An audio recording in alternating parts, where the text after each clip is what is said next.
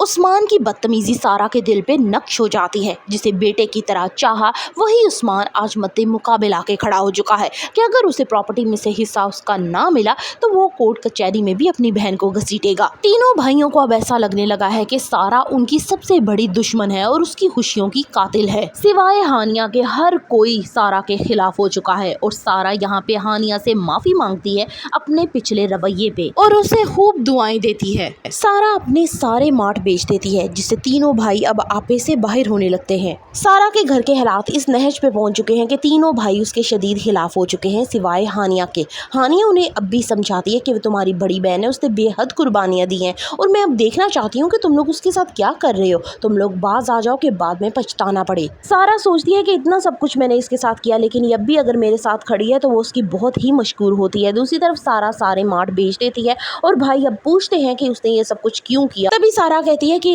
گھر جائیداد سب کچھ میرا ہے، میں نے محنت سے بنایا ہے، میں اسے رکھوں چاہے بیچ دوں، تم لوگوں کو کوئی غرض نہیں ہونی چاہیے، جس سے اختلافات مزید بڑھتے ہیں۔ کل کی آئی ہمنا نے سارا آپی کے سارے اصول توڑ دیے ہیں۔ وہ چاہتی ہے کہ سارا آپ کسی کی لائف میں بھی زیادہ دلچسپی نہ لے کیونکہ وہ دیکھ رہی ہے کہ یہ اب زندگیاں برباد کرنے کی طرف جا رہی ہیں۔ اب وہ گھر کے سب بھائیوں کو اکٹھا کرتی ہے اور ان سے کہتی ہے کہ آپ لوگوں نے تو اپنی شادی کر لی ہے تو اب آپ سارا آپی کے متعلق بھی کچھ سوچئے جنہوں نے آپ کے لیے اپنی جوانی تک وقف کر دی۔ برہان، عدنان، عثمان تینوں بھائیوں کو ہی لگتا ہے کہ شاید واقعی سارا آپی کے ساتھ ہم نے غلط کر دیا، ہمیں بر وقت سوچنا چاہیے تاکہ وہ ہماری بہن ہے، اس کا بھی خوشیوں پر اتنا ہی حق ہے جتنا ہمارا، اس لیے ہمیں ایک اچھا سا رشتہ ڈھونڈ کر ان کی شادی کر دینی چاہیے۔ دور کھڑی سارا آپی یہ ساری باتیں سنتی ہے، اس کو لگتا ہے کہ شاید میرے گھر والے جو ہے اب وہ میرا اس گھر میں مزید وجود برداشت نہیں کر پا رہے، اس لیے وہ اپنے بھائی سے کہتی ہے کہ جتنی جلدی ہو ہمنا کو اس گھر سے نکال دو ورنہ یہ گھر میں مزید فساد بنائے گی۔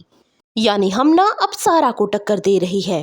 اصولوں کے مطابق گھر چلانے والی سارا آپی کو اب بھی یہ امید تھی کہ جیسے نرمین اور ہانیہ کو انہوں نے اپنے قابو میں کیا ہے ویسے وہ ہمنا کو بھی اپنی مٹھی میں کریں گی، لیکن سارے ارادے ان کے اس وقت چکناچور ہو جاتے ہیں جب ہمنا ان کے سامنے کھڑی ہو جاتی ہے اور کہتی ہے کہ وہ زندگی اپنی مرضی سے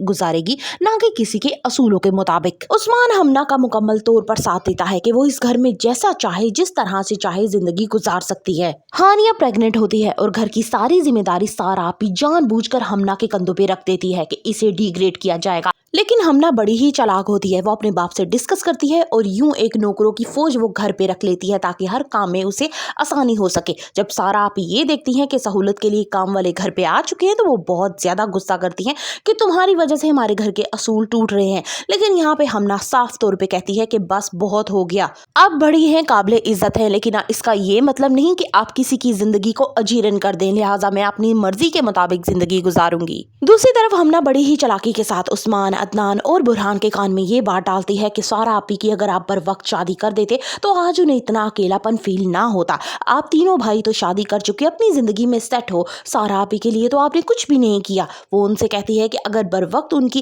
پسند کی شادی کروا دی جاتی تو شاید آج وہ اچھی میرڈ لائف گزار رہی ہوتی، اس لیے وہ ان پہ فوکس کرتی ہے کہ ان کی بھی شادی کر کے ان کو اپنے گھر پہ سیٹل کیا جائے۔ کیا ہمنا کے آنے سے واقعی سارا آپی کی حکومت ٹوٹ جائے گی؟ آنے والے ایک ساتھ بہت ہی دلچسپ ہونے والی ہے۔ فردر ریویوز آف سارا آپی، کرنی سبسکرائب مائی چینل۔